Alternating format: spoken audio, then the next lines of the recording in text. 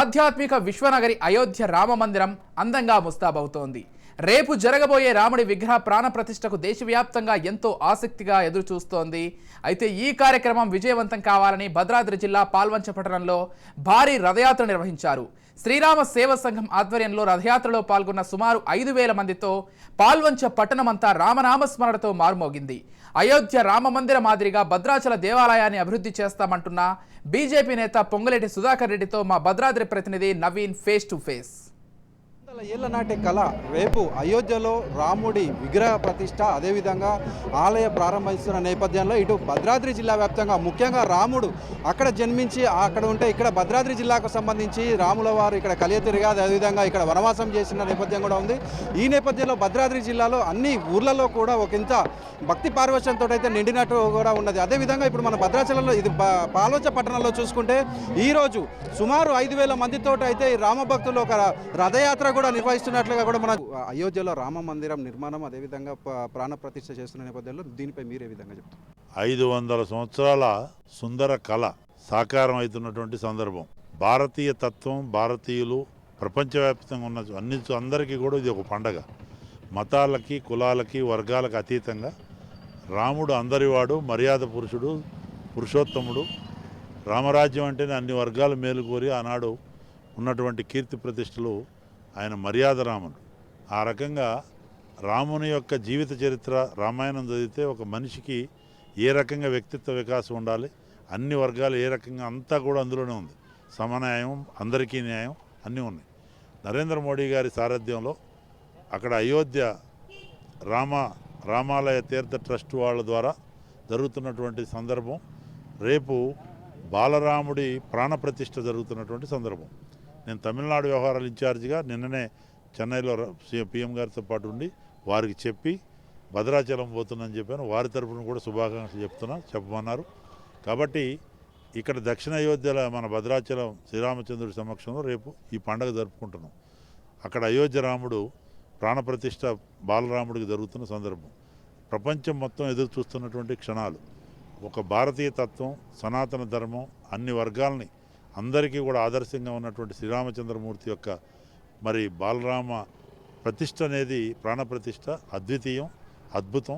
కాబట్టే అన్ని వీధులు, అన్ని చోట రామనామం ఇవ్వాలి. దేశవ్యాప్తంగా ఢిల్లీ నుంచి గల్లీ వరకు, వాడ వీధి వీధి అన్ని ప్రతి ఊర్లలో కూడా ఈ కార్యక్రమం జరుగుతుంది. కాబట్టి ఇది ఒక పార్టీయో, ఒక వర్గమో, ఒక మతాన్ని చూడొద్దు. అందరూ కలిసి పాలు పంచుకోండి. మీరు కొన్ని పార్టీలు, కొంతమంది వ్యక్తులు ఇప్పటికే అది ఇది మాట్లాడారు. అట్లా సంకుచిత మనస్తత్వం విడనాడండి. ఆ శ్రీరామచంద్రుడు వాళ్ళకి మంచి బుద్ధి ఇచ్చుగాక. ఇలాంటి సందర్భంలో ఇది ఒక అద్భుతమైనటువంటి కార్యక్రమం. 5 శతాబ్దాలు, 500 సంవత్సరాల పైన అనేక ఇబ్బందులకి గురి కాబడి అయోధ్య రాముడు ఈరోజు మరి సుప్రీంకోర్టు న్యాయాధీశుల యొక్క తీర్పు తర్వాత ఎక్కడ చిన్న ఇన్సిడెంట్ కూడా కాకుండా అది సాకారం అవుతున్న కళ సందర్భంలో ఇక్కడ శోభయాత్ర, రథయాత్రలో పాల్వంచలో పార్టిసిపేట్ చేయడానికి ఇక్కడ స్థానికుల ఆహ్వానం మేరకు ఇక్కడ రావడం జరిగింది.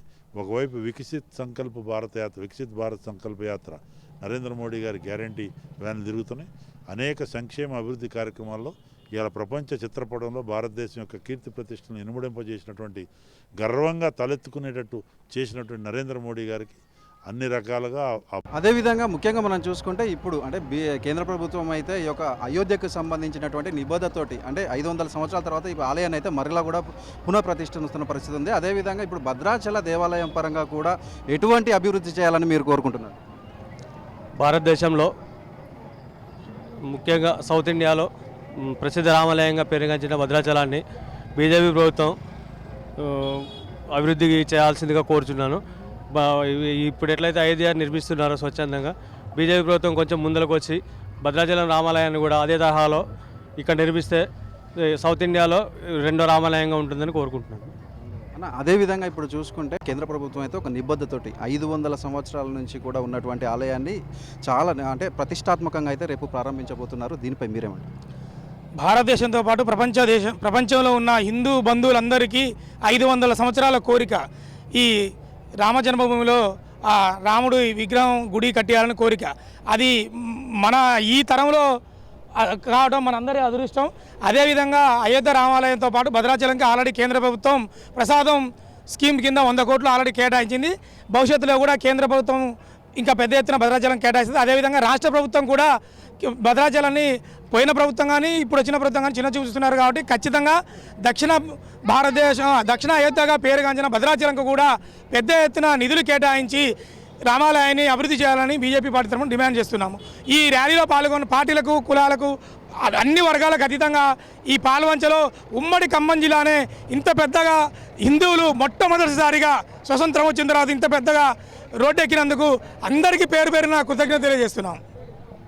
మొత్తంగా మనం చూసుకుంటే ఇటు రేపు అయోధ్యలో రాముని యొక్క పునఃప్రతిష్ఠ నేపథ్యంలో అయితే అందరూ కూడా ఇటు భక్తి పార్వశ్యతో నిండినట్లుగా కూడా చూడవచ్చు. దేశవ్యాప్తంగా అన్ని ప్రాంతాల్లో కూడా అన్ని ప్రాంతాల్లో కూడా ఈ రాముడి నామ స్మరణతో అయితే మారుమోగుతున్న పరిస్థితి కూడా ఉంది. కానీ భద్రాద్రి జిల్లా వ్యాప్తంగా చూసుకుంటే మాత్రం భద్రాద్రి జిల్లాకు సంబంధించి ఇటు గత రాష్ట్ర ప్రభుత్వాలు కావచ్చు, లేదు అంటే కేంద్ర ప్రభుత్వాలు సీతకన్ను వేశాయని ఇక్కడ ఉన్నటువంటి ప్రజలందరూ కూడా చెప్తున్న పరిస్థితి ఉంది. ఇప్పటికైనా కూడా ఇటు కేంద్ర ప్రభుత్వం ఈ యొక్క అయోధ్య రామ మందిరాన్ని ఎంతైతే నిబద్ధతోటి పూర్తి చేసే అదేవిధంగా భద్రాచల రామాలయాన్ని కూడా అభివృద్ధి చేయాలని వీరందరూ కూడా కోరుకుంటున్న పరిస్థితి ఉంది. కెమెరామెన్ ఆనంద్తో నవీన్, రాజ్ న్యూస్, భద్రాద్రి జిల్లా.